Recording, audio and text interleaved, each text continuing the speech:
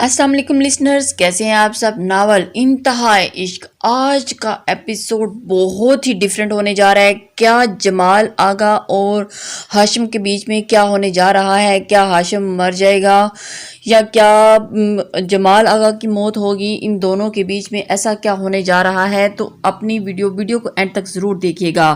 تو چلتے ہیں پارٹ نمبر 50 کی جانب۔ وہاں خوشگوار ماحول بنا تھا، سب باتوں میں مصروف تھے، چہرے پر مسکراہٹیں بکھری تھی۔ نور نے زیر لب ماشاءاللہ کہا کہ اب اس کی پیاری سی فیملی کو کسی کی نظر نہ لگے۔ وہ آبی اور نازلی کے ساتھ بیٹھی فون اٹھایا۔ نازلی نے فکر مندی سے پوچھا، نہیں پر تم پریشان نہ ہو، کچھ وقت تک لنچ کے لیے آنا تو ہے ہی، پھر تم ان سے سوری کر لینا۔ وہ مدھم آواز میں بولی، ویسے لالا تمہیں کچھ بھی کہنے والے نہیں ہیں، یہ تو پکا معلوم ہے مجھے، اس نے شرارت سے کہا۔ تو نازلی کی آنکھیں چمکنے لگی، لبوں پر دلکش مسکراہٹ سجی تھی۔ وہ نور کے دیکھنے پر سر جھکا گئی۔ پھر سب باتیں کرتے کرتے ہاشم کا انتظار کرنے لگے، وہ آئے پر اور پرانی تلخیاں ختم ہو جائیں، خوشیاں ان کی زندگی میں داخل ہوں اور سب ہمیشہ ساتھ مل کر رہیں۔ بس ایک اس شہزادے کے آنے کی دیر تھی اور پھر سب کچھ ٹھیک ہو جانے والا تھا۔ ہر الجھی ڈور سلجھ جانے والی تھی، پر اگر وہ شہزادہ کبھی آیا ہی نہ تو کیا ہوگا؟ ہر ڈور ٹوٹ جائے گی، وہاں بیٹھے سب ٹوٹ کر بکھر جائیں گے، وہ سب کی خوشیوں کو اپنی ساتھ بہا کر لے جائے گا۔ پھر کوئی بہار نہیں آئے گی، پھر کسی کے لب نہیں مسکرائیں گے، پھر کوئی نہیں جی پائے گا۔ نہ ملتے گر جو ہم تم سے کبھی اظہار نہ ہوتا، تو میری زندگی میں تیرے جیسا یار نہ ہوتا۔ نئی سی زندگی دے دی تمہاری مست آنکھوں نے، کب کے مر چکے ہوتے اگر دیدار نہ ہوتا۔ یہ پوچھو ہیر رانجھا سے محبت کی سزا کیا ہے، نہ کرتے عشق تو وہ دونوں جینا دشوار نہ ہوتا۔ محبت درد بنتی ہے اگر معلوم ہو جاتا، نہ یوں بے موت وہ مرتی میں زارو زار نہ روتا۔ ہزاروں زخم کھائے ہیں صائم مگر یہ دعویٰ ہے، ادھوری زندگی ہوتی اگر یہ پیار نہ ہوتا۔ ہاشم بے چینی سی اس وقت ان زمینوں پر کھڑا تھا جو بڑی اور چھوٹی حویلی کے والوں کے بیچ میں فساد کا باعث بنی تھی۔ وہ نازلی کو سوچتے ادھر ادھر چکر لگا رہا تھا۔ انہیں معلوم نہیں تھا کہ وہ جمال آغا نے انہیں زمینوں پر کیوں بلایا تھا، وہ کہیں اور بھی تو بلا سکتا تھا۔ خیر اسے اس وقت صرف نازلی کی فکر تھی کہ جانے وہ کیسی ہوگی، وہ منحوس انسان اسے بلا کر خود غائب تھا اور جانے کہاں مرا ہوا ہے۔ ہاشم مشکل سے خود پر ضبط کر کے لب بھینچے وہاں کھڑا تھا، ورنہ اس کا بس نہیں چل رہا تھا کہ وہ کیا کر ڈالتا، پر محبت نے اس کے ہاتھ باندھ کر رکھے تھے۔ محبت انسان کو کس قدر بے بس اور مجبور کر دیتی ہے، یہ کوئی اس وقت ہاشم سے پوچھتا۔ اس مغرور شہزادے کو محبت نے اپنا غلام بنا دیا تھا، اپنی محبت کے لیے وہ کچھ بھی کر گزرنے کو تیار تھا۔ وہ دور خلا میں گھٹتا سوچوں میں گم تھا، تبھی دور سے ایک گاڑی تیزی سے اس کی طرف آ رہی تھی۔ گاڑی کو پہچان کر ہاشم سینے پر ہاتھ باندھ کر اسے گھورنے لگا۔ گاڑی کچھ فاصلے پر رکی، جمال آغا سے باہر نہیں نکلا۔ لبوں پر مسکراہٹ لیے وہ چل کر آتا ہاشم کے سامنے کھڑا ہوا۔ ہیلو بڈی، اس نے ہاشم کو دیکھ کر مکار صورت کے ساتھ کہا۔ ہاشم جو کب سے ضبط کیے کھڑا تھا، ایک پل وہ ضبط کا دامن ہاتھ سے چھوٹا تھا، اگلے پل اس نے جمال آغا کو گریبان سے پکڑا تھا۔ کمینگی کر کے اب تم مجھ سے اس انداز میں بات کرو گے، خبیث انسان! ہاشم نے اسے زور سے جھنجھوڑا۔ جمال آغا کا چہرہ ایک دم سنجیدہ ہوا، وہ جلتی نظروں سے ہاشم کو دیکھنے لگا۔ وہ خود بھی ہاشم کی طرح لمبا چوڑا تھا، مضبوط بھی تھا، پر ہاشم کے سامنے ہمیشہ اس کی طاقت کم پڑ جاتی تھی۔ ہر میدان میں وہ ہمیشہ ہاشم سے ایک قدم پیچھے ہی رہا اور یہی بات اسے گوارا نہ تھی، اور اسی وجہ سے اب تو وہ ہاشم سے یہی بات ہر بار مزید نفرت کرنے پر اکساتی تھی۔ اب تو وہ اسے ایسے مکان پر تھا کہ جہاں کوئی دیوانہ عاشق ہوتا ہے، وہ اپنی محبت میں نہیں اپنی نفرت میں عاشق بن گیا تھا۔ لوگ جیسے محبت میں اپنے محبوب کو خوش رکھنا چاہتے ہیں، ویسے وہ نفرت میں اپنے سامنے کھڑے کو اس شخص کو ہمیشہ دکھی دیکھنا چاہتا تھا۔ جیسے عاشق اپنے محبوب کو مرتے نہیں دیکھ سکتا، ویسے ہی وہ اپنے دشمن کو اس کے جیتے نہیں دیکھنا چاہتا تھا۔ لوگ کہتے ہیں محبت مشکل ہوتی ہے، ارے کوئی انہیں بتائے کہ یہ نفرت بھی اتنی ہی مشکل ہوتی ہے۔ کوئی عاشق عشق میں اتنا نہیں تڑپتا ہوگا جتنا ایک شخص نفرت میں تڑپتا ہے۔ نفرت بھی ایسی ویسی نہیں بچپن سے پروان چڑھتی، نفرت جو جوانی سے آج اسے اس مقام تک لے آئی ہے کہ اسے وہ یا تو وہ خود اس دنیا میں رہنا چاہتا تھا یا پھر ہاشم کو رہنے دینا تھا۔ چاہتا تھا، بہت برداشت کر لیا تھا اس نے، اب اور نہیں، آج آر یا پار، کوئی ایک فیصلہ آج ہونے والا تھا۔ نازلی کہاں ہے؟ ہاشم کی دھاڑ پر اس نے اسے دیکھنے لگا۔ کہاں ہونی چاہیے؟ اس نے پرسکون انداز میں جواب دیا۔ بہت ہو گیا تمہارے یہ گندے کھیل، اب جواب دو، بتاؤ نازلی کہاں ہے؟ ہاشم نے دانت پیس کر اپنے الفاظ پر زور دیا۔ جمال آغا گریبان اب بھی اس نے تھام رکھا تھا۔ جمال آغا نے خود کو چھڑانے کی ذرا سی بھی کوشش نہ کی، جیسے اسے کوئی فرق نہیں پڑتا ہو۔ ایک بات تو تم بتاؤ مجھے۔ اس نے ہاشم کی آنکھوں میں دیکھا۔ نازلی تمہاری بیوی ہے یا میری، جو تم اس کے بارے میں مجھ سے پوچھتے رہتے ہو؟ وہ طنزیہ ہنس کر اسے دیکھنے لگا۔ اس کی بات پر ہاشم کی کن پٹی پر رگیں ابری تھی، چہرہ لال ہوا تھا اور اس کا مضبوط ہاتھ اٹھا اور جمال آغا پیچھے کی طرف گرا تھا اور اس کا چہرہ گم کر رہ گیا تھا۔ ہر وقت بکواس، ہر وقت کمینگی، تم انسان ہو یہ شیطان؟ بگرا کر جمال آغا کی طرف بڑھا۔ آج تمہارا غصہ ہی ختم کرنا پڑے گا جمال آغا، ورنہ تم باز آنے والے میں سے نہیں ہو۔ اس نے جمال آغا کو کھینچ کر کھڑا کیا اور وہ چہرے پر ہاتھ رکھے ہاشم کو نفرت سے دیکھ رہا تھا۔ قصہ تو تمہارا میں ختم کروں گا ہاشم خان، وہ غصے میں چبا کر بولا۔ Shut up you loser! Hashim نے اسے ایک اور زوردار مکہ رسید کیا۔ جمال آغا در سے ایک طرف کو جھکا تھا اور اس کے منہ سے تیزی سے خون نکلنے لگا۔ آخری بار پوچھ رہا ہوں کہ نازلی کہاں ہے؟ ہاشم نے دائیں ہاتھ اس کے کالر کو پکڑ کر اسے زور سے جھٹکے سے اپنے مقابل کھڑا کیا۔ اس کی بھاری آواز غصے سے کانپ رہی تھی۔ جمال آغا اس کی بات پر شعلہ بار نظروں سے اسے دیکھا اور پھر گندے الفاظ سے اس کے دل کو نوچا تھا۔ تمہاری نازلی میرے گھر، میرے کمرے، میرے بیڈ پر۔ اس نے گری ہوئی باتیں کر کے ہاشم کو آگ لگانے والے انداز میں دیکھا اور پھر مکاری سے ہنسی کے لبوں پر زبان پھیری اور اوف! ہاشم کو جیسے اس نے جلتی آگ میں دھکیل دیا تھا، اس کی ہستی کو جلا کر خاک کر ڈالا تھا۔ ہاشم غصے سے تپ کر اٹھا اور پھر کوئی ہاشم کو روکتا تو روکتا کیسے؟ تم گندے غلیظ آدمی، تمہاری اتنی ہمت! ہاشم حلق کے بھل دھاڑا تھا، پھر اس کا ہاتھ اٹھا تو رکنا بھول گیا۔ جمال آغا مار کھا کر زمین پر ڈھیر ہوا تھا، پر ہاشم نے بس نہیں کی۔ وہ جیسے ہی غصے سے پاگل ہو رہا تھا، جبکہ جمال آغا مار کھا کر بھی ہنس رہا تھا۔ اس کی ہنسی ہاشم کو اور آگ لگا رہی تھی۔ تمہارا وہ حال کروں گا کہ آج کے بعد ہنسنا اور گندی باتیں منہ سے نکالنا بھول جاؤ گے، تم کمینے آدمی! ہاشم نے چبا کر کہتے اس کے منہ پر مکہ مارا۔ جمال آغا درد سے دورہ ہوا اور ہنسی اب بھی رکی تھی۔ اس نے پھر سے منہ مارنے کے لیے ہاتھ اٹھایا۔ جمال آغا نے جلدی سے چہرے کے سامنے ہاتھ کر کے اسے مارنے سے روکا۔ اچھا ذرا رک جاؤ، اب کیا جان سے مارو گے؟ وہ بے چارگی سے بولا۔ آج تو تمہارا کھیل ختم کروں گا، ہاشم نے چبا کر کہا۔ مارنا مت، اب اور ہمت نہیں ہے یار، نازلی کا بتاتا ہوں، سن لو۔ اس نے منہ پر نکلتے خون صاف کرتے ہوئے کہا تھا۔ خون اس کی سفید شرٹ کو بھی بھر دیا تھا۔ نازلی کے نام پر ہاشم نے جھٹکے سے اسے چھوڑا۔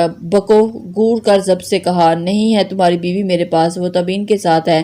سدھر گئی ہے تبین، تمہاری محبت ہے، نازلی سے اپنے گناہوں کی معافی مانگنا چاہتی ہے، اس لیے اسے بلایا ہے۔ وہ رک کر طنزیہ ہنسا۔ کہاں تو انتقام لے رہی تھی اور کہاں اب ہاتھ پاؤں جوڑ رہی ہوگی۔ اس نے تپ کر سر جھکا۔ خیر میں نے اسے فون کیا تھا تو مجھے تب پتہ چلا کہ نازلی کا موبائل گر کر ٹوٹ گیا ہے، وہ اگلے کچھ گھنٹے تک تبین کے ساتھ ہے، تو پھر میں نے سوچا کیوں نہ اسے بچپن کے دشمن کے ساتھ ذرا کھیل کھیلا جائے۔ وہ آنکھ مار کر ہنسا۔ ہنسنے سے منہ سے تکلیف ہوئی تو چہرے کو ہاتھ میں دبانے لگا۔ ویسے کیا مارتے ہو تم؟ ایک ایک ہڈی ہلا دی میری تم نے، میرا جبڑا تک ہل کر رہ گیا ہے۔ اس نے ہاشم کو دیکھ کر کہا اور پھر سنجیدگی سے صورت دیکھ کر بولا تھا۔ ہاں جانتا ہوں تمہیں یقین نہیں ہے مجھ پر، رکو تبین کے منہ سے سن لو۔ اس نے موبائل نکال کر تبین کو کال ملائی۔ اس نے نازلی کا پوچھا تو اس نے بتایا کہ وہ تو کب کی گھر جا چکی ہے اور یہ ان کے بیچ سب کچھ ٹھیک ہو گیا۔ اس کی باتیں سن کر ہاشم کے دل میں سکون اترا تھا۔ فی الحال اسے حسن افندی کا نہیں معلوم تھا، بس تبین کا نازلی سے ملنا اور امن کا جھنڈا لہرانا اسے خوشی دے گیا تھا، اور اس بات کا ہاشم کا غصہ کچھ ٹھنڈا ہوا تھا۔ جمال آغا نے فون بند کر کے آبرو اٹھا کر اسے دیکھا۔ کیسا لگا پھر یہ کھیل؟ وہ مزے سے پوچھ رہا تھا۔ تم اول درجے کے گھٹیا اور کمینے انسان ہو، ہاشم نے دانت پیس کر جواب دیا۔ جمال آغا درد کی پرواہ کیے بغیر اب کی بار دل کھول کر ہنسا۔ اب میں اپنی تعریف ہی سمجھوں گا، کیونکہ یہاں میں تم سے آگے ہوں، پہلے نمبر پر ہوں، جہاں ہاشم خان کو کوئی ذکر نہیں ہے، یہاں صرف جمال آغا ہے۔ وہ مزے سے کہتا پھر ہنسنے لگا۔ ہاشم کو وہ پاگل انسان لگا تھا، سائیکو آدمی۔ ہاشم نے چبا کر بڑبڑایا، پھر پلٹنے لگا۔ یہاں سے جائے کیا اس پاگل آدمی کے ساتھ اپنا وقت برباد کرے؟ تمہاری مسلسل جیت نے مجھے سائیکو بنایا ہے ہاشم خان۔ اس کی بات کے جواب میں جمال آغا ایک دم غصے سے دھاڑا تھا۔ اچھی بات ہے، ہاشم لاپرواہی سے کہتا جانے لگا۔ تمہیں معلوم ہے آج میں نے تم سے اتنی مار کیوں کھائی ہے؟ اس سوال پر ہاشم نے رک کر اسے دیکھا۔ آخری بار اپنے سب سے بڑے دشمن کی مار کا مزہ لوٹا ہے میں نے، اور آگے بھلا تم کہاں زندہ رہو گے مجھے مارنے کے لیے؟ میں نہیں چاہتا تھا کہ میں تمہارے جانے کے بعد تمہیں مس کروں، اس لیے سوچا کہ آخری بار تم سے ایک دفعہ مار کھا لینی چاہیے۔ اب تمہارے دیے ان زخموں کے ساتھ ہی پاکستان سے جاؤں گا، اور تم میرے دیے زخموں کو لے کر اس دنیا سے جاؤ گے۔ وہ سرد انداز میں اسے دیکھ کر اپنی گاڑی کی طرف بڑھا۔ تم مجھے مارو گے؟ ہاشم طنزیہ ہنسا تھا خوشی سے۔ اس نے کار کا دروازہ کھولا۔ دل تو تھا تمہیں مار کر اسی زمین میں دفن کرتا، تمہارے باپ کو کہتا کہ یہ رکھو زمین، آج سے اس پر تمہارے ہی حق ہے کیونکہ اس میں تمہارا اکلوتا بیٹا دفن ہے۔ پر اس نے جھک کر کار سے کچھ نکالا۔ پر اب تمہاری مار کھا کر اتنی ہمت نہیں ہے مجھ میں کہ تمہاری قبر کھودوں، اس لیے ویسے ہی سڑتے رہنا یہاں جب تک یہاں کوئی نہیں آ جاتا، کیونکہ تمہیں تو معلوم ہے نا کہ یہاں تو کوئی کام ہی آتا ہے۔ ہماری دشمنی کی وجہ سے گاؤں والے ان زمینوں پر آنے سے ڈرتے ہیں، دونوں حویلیوں میں سے یہاں کوئی نہیں آتا۔ وہ اپنے کے ہی جا رہا تھا اور ہاشم اس کے پاگل پن کو نوٹ کر رہا تھا، اور اسے لگا ویسے ہی اپنی بھڑاس نکال رہا ہوگا۔ جب اس نے گاڑی سے ہٹ کر سامنے آ کر پسٹل ہاشم کی طرف تانی، تب ہاشم کو احساس ہوا تھا کہ جمال واقعی پاگل ہو گیا ہے۔ اللہ حافظ پیارے کزن، اس نے نفرت سے ہنس کر کہا، اور پھر گولی چلی تھی جو سیدھا ہاشم کے سینے میں لگی تھی۔ سیاہ آنکھیں حیرت سے پھیل کر سمٹی تھی، مضبوط قدم لڑکھڑائے تھے، اور اس کے لڑکھڑانے سے دوسری گولی بھی جسے پھر سے سینے کے نشانے لگا کر فائر کیا تھا وہ ہاشم کے بائیں کندھے پر لگی تھی۔ خون تیزی سے نکل کر اس کے نیوی بلو کوٹ کو لال رنگ میں تبدیل کر رہا تھا۔ اگلے پل وہ لڑکھڑا کر زمین بوس ہوا تھا۔ تیسری گولو ماروں کہ رہنے تو؟ جمال آغا نے جیسے خود سے پوچھا تھا، پھر سوچ کر پسٹل نیچے کر دیا۔ چھی چھی چھی، سب کا مغرور شہزادہ 2 گولیوں میں ہی ڈھیر ہو گیا۔ وہ ہاشم کے خون میں لت پت وجود کو دیکھ کر کہکہ لگا کر ہنسا۔ جمال آغا تو ہاشم خان سے زیادہ مضبوط ہے، میں اتنی مار کر بھی نہیں مرا اور تم 2 گولیوں سے مر جا رہے ہو۔ افسوس وہ نفرت اور خود پسندی کی ملی جلی کیفیت میں کہہ رہا تھا۔ وہ بھول رہا تھا کہ ہاتھ کی مار اور پسٹل کی گولی میں فرق ہوتا ہے۔ وہ کسی بھی حال میں خود کو ہاشم سے زیادہ طاقتور اور ثابت کرنا چاہتا تھا۔ اس نے قریب آ کر ہاشم کی نم آسمان کو تکتی آنکھوں میں دیکھا اور انا للہ و انا الیہ راجعون اس نے مصنوعی افسوس دکھ سے کہا، اور پھر ہنس کر پلٹا اور اپنی گاڑی کی طرف بڑھنے لگا۔ لو اب میرا دشمن کوئی نہیں رہا، وہ مزے سے کہتا گاڑی میں بیٹھ کر وہاں سے چلا گیا۔ اب دلوں کی دھڑکن ہاشم خان وہاں زمین پر لیٹا نم دھندلی آنکھوں سے آسمان کو تک رہا تھا۔ اف، ان سیاہ آنکھوں میں انتہا کا درد تھا، ان میں تیرتی نمی اس مضبوط شخص کے درد کی انتہا بیان کر رہی تھی، اور اس کی آنکھوں کے سامنے سب اپنوں کے چہرے آ رہے تھے۔ خان بابا، اس کے روٹھے ہوئے اس کے پیارے خان بابا، اسے ہر پل چاہنے والی اس کی ام جان، اس کا بچھڑا یار، اس کا دوست شہریار، اپنے لالا پر جان وارنے اس کی مانو، اور اس کا ساتھ دینے والی اس کی پیاری بہن آبی۔ لالا کی جان شرارتی سا دراور، اور ایک ایک صورت اس کی آنکھوں میں سامنے آ رہی تھی۔ سب سے آخر میں اسے وہ نظر آئی، نیلی آنکھوں والی، قاتل آنکھوں والی ہاشم خان کی نازلی، اس کی جان۔ اسے سب یاد آنے لگا، اس شاداب چہرے کا گلابی پن، لبوں کا مدھم سا مسکرانا، کبھی اس گڑیا کا غصہ ہونا اور کبھی اس کی حرکتوں سے تنگ آ جانا، اس کا نروس انداز، سیاہ آبشار بالوں کو کانوں کے پیچھے کرنا، کبھی اس کا رونے لگ جانا، نیلی آنکھوں کا سمندر ہونا جو اس کے لیے سب سے جان لیوا منتظر ہوتا تھا۔ لو آج وہ جان سے جانے والا تھا، پر اس کی پیاری لڑکی کے ساتھ جینا چاہتا تھا، اسے چھوڑ کر نہیں جانا چاہتا تھا۔ پر مجھے اپنے مرنے کا غم نہیں، ہائے میں تجھ سے بچھڑ جاؤں گا۔ سیاہ آنکھ میں سے ایک آنسو نکل کر کنپٹی سے ہوتا زمین پر گرا۔ نازلی کا مسکراتا چہرہ آنکھوں کے سامنے تھا، وہ کرب سے مدھم سا مسکرایا تھا۔ یہ نہ دنیا والے اس لڑکی کے ساتھ رہنے دیتے ہیں، نہ اب موت میں بھی بیچ آ گئی ہے، اور بچھڑے ناطے طے ہو چکا تھا، بچھڑنا طے ہو چکا تھا، اور چہرے سے مسکراہٹ سمٹی تھی۔ درد اس کے پورے وجود میں پھیل چکا تھا، وہ زمین ہاشم خان کے خون کو اپنے اندر جذب کر چکی تھی، کرتی جا رہی تھی۔ درد اتنا بڑا کہ آخرکار آسمان کو تکتی درد میں ڈوبی سیاہ آنکھیں آہستہ آہستہ بند ہوتی چلی گئیں۔ شہریار گھر میں بے چین بیٹھا، جب حالت مزید بگڑنے لگی تو گاڑی لے کر زمینوں کی طرف نکلا تھا۔ جانے کیوں آج وہ ان زمینوں کی طرف آیا تھا جہاں ایک لمبے عرصے تک کوئی آتا جاتا نہیں تھا۔ اس نے کار ایک طرف کھڑی تھی اور پھر چل کر آگے بڑھنے لگا۔ دور ایک کار نظر آئی، اور یہ یہاں کیوں آ گیا؟ خود کلامی کرتا وہ آگے بڑھنے لگا۔ جیسے جیسے قریب آتا ویسے ویسے ہاشم کی کار واضح اس کی نظروں پر کے سامنے۔ یہ یہاں کیا کر رہا ہے؟ اس نے سوچا، پھر آگے بڑھنے لگا۔ پھر ہاشم کے سامنے ہاشم سے سامنے کا سوچ کر اس کے عذاب تنگے دل کیا کہ یہاں سے پلٹ جائے، پر جانے کون سی چیز اسے اپنی طرف کھینچ رہی تھی۔ وہ آہستہ سے آگے بڑھا، کار میں دیکھا تو کار خالی تھی۔ وہ پلٹ کر دوسری طرف آیا، کار سے تھوڑے فاصلے پر اس نے ہاشم کو دیکھا، ہون میں لت پت آنکھیں بند کیے پڑا ہاشم۔ شہریار کے قدم زمین میں جکڑے گئے، آنکھیں پتھر کی سی ہوگی۔ ہاشم کی سفید چہرے کو دیکھ کر اس کا دل کانپنے لگا تھا۔ اگلے پل وہ ہوش میں آیا اور آ کر ہاشم کی طرف بھاگتا تھا۔ ہاشم، ہاشم یار آنکھیں کھولو۔ اس نے نیچے بیٹھ کر ہاشم کا سر اپنی گود میں لیا رکھا۔ یہ کس نے کیا؟ ہاشم، ہاشم اس کا دل باہر آنے کو تھا۔ وہ اس کے بچپن کا دوست بھی تھا، بھلے ہی وہ ہاشم سے ناراض تھا پر اسے مرتے نہیں دیکھ سکتا تھا۔ ہاشم کو اس کی حالت دیکھ کر ایسے لگ رہا تھا جیسے کوئی اس کے جسم سے روح کھینچ رہا ہو۔ ہاشم اٹھ میرے یار۔ اس نے ہاشم کا گال تھپکا اور اس کی آواز ایک دم بھاری ہوئی تھی، آنکھوں میں نمی چمکی تھی۔ اس نے اپنے حواس پر قابو پایا، پھر ہاشم کی حالت کو نوٹ کیا اور اسے ایک گولی کندھے پر لگی تھی اور ایک دل میں۔ اس نے جلدی سے اس کی نبض ٹٹولی اور اسے کچھ محسوس نہ ہوا۔ نبض تھم چکی تھی اور اس کے ساتھ ہی شہریار کا دل بھی تھمنے لگا تھا۔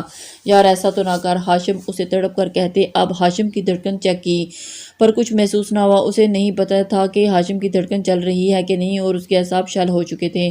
اسے کچھ سمجھ نہیں آ رہی تھی۔ اسے کانپتے دل کے ساتھ ہاشم کو جلدی سے اس کی کار کی بیک سیٹ پر ڈالا اور خود کو گھوم کر ڈرائیونگ سیٹ پر بیٹھا، اور پھر اس نے گاڑی آگے بڑھائی اور گاڑی فل سپیڈ کے ساتھ آگے بھاگتی جا رہی تھی۔ شہریار کو لگ رہا تھا وہ تیز طوفانوں کی زد میں ہے۔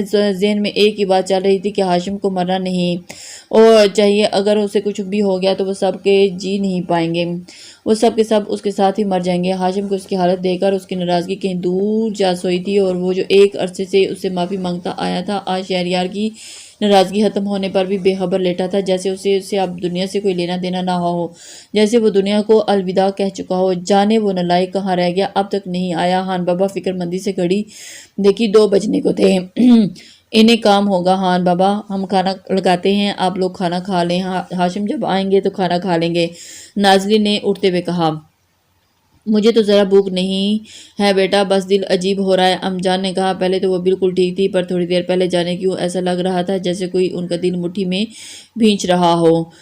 ہمیں بھی بھوک نہیں ہے، کھانا رہنے دے، ہم ذرا آرام کریں گے۔ ہان بابا اٹھ کھڑے ہوئے، ام جان بھی ان کے ساتھ اٹھی۔ ہاشم کے آنے تک آرام کر لیں، شاید اس سے ان کی حالت ٹھیک ہو جائے۔ نازلی نے ان کے لیے ایک روم کا دروازہ کھولا اور وہ اندر داخل ہوئے تو وہ واپس حال میں آئی۔ وہاں دراوڑ ٹی وی لگائے بیٹھا تھا اور نور اور رابی کے ساتھ صوفے پر آ کر بیٹھی، پھر نظر ایک ٹی وی پر ڈالی اور جہاں کوئی مووی لگی تھی۔ جانے اچانک دل اتنا بھاری ہو رہا تھا، اس کا دل کر رہا تھا کہ وہ رونے لگ جائے۔ وہ سر جھکا کر اپنے ہاتھوں کو دیکھنے لگی۔ نازلی، نور نے پکارا۔ ہوں۔ اس نے سر اٹھا کر اسے دیکھا، اس لباس میں وہ بہت پیاری لگ رہی ہو۔ نور نے مسکرا کر تعریف کی۔ شکریہ، وہ مدم سا مسکرائی۔ ہاشم لے کر آئے تھے، اس نے محبت سے دوپٹے کو چھو کر بتایا۔ اوئے ہوئے، تبھی اتنا جچ رہا ہے۔ آبی نے شرارت سے اسے دیکھا، وہ مسکرا کر سر جھکا گئی۔ آبی اور نور نے تنگ کرنے لگی پر اس کا دھیان ہاشم سے اٹکا تھا۔ تبھی نور کا موبائل رنگ ہونے لگا۔ اس نے موبائل اٹھایا تو شہریار کا نام اسکرین پر چمک رہا تھا۔ لالا ہیں؟ آبی نے آنکھیں مٹکا کر پوچھی۔ ہاں۔ اس نے آبی کو گھورا، وہ شہریار سے بات نہیں کرنا چاہتی تھی۔ اٹھاؤ فون نور، کیا پتا کوئی ضروری بات ہو، نازلی نے اسے دیکھ کر کہا۔ اچھا۔ نور نے منہ بنا کر اٹھی اور پھر تھوڑی دور جا کر فون اٹھایا۔ آبی اور نازلی اس کے منہ بنانے پر اسے دیکھ کر ہنسنے لگی۔ تبھی سلام کے جواب کے بعد دوسری طرف بات سن کر نور کا رنگ ایک دم زرد ہوا، جیسے کسی نے تمام رنگ نوچ ڈالے ہوں۔ وہ بت بنی کھڑی تھی اور اسے دیکھتی نازلی کا دل رفتار پکڑ گیا تھا۔ وہ جلدی سے اٹھ کر کھڑی اس تک آئی۔ کیا ہوا نور؟ اس کی زبان لڑکھڑائی تھی۔ نور نے حالی نظروں سے اسے دیکھا۔ لالا لالا، اس نے اتنا ہی کہا۔ نازلی کے چہرے سے خون نچڑا اور تھا، وہ یکدم سفید ہوا تھا۔ وہ ہاں ہاشم کو کچھ ہو گیا، اس نے اٹک کر پوچھا، اور اس کے پوچھنے پر نور زمین پر بیٹھ کر زور زور سے رونے لگی۔ دراور آبی بھاگ کر اس کی طرف آئے اور کمرے سے ہان بابا اور ام جان بھی دل تھامے باہر آئے تھے۔ سب نور سے پوچھ رہے تھے کیا ہوا نازلی، اور نازلی پتھر کا مجسمہ بنی کھڑی تھی۔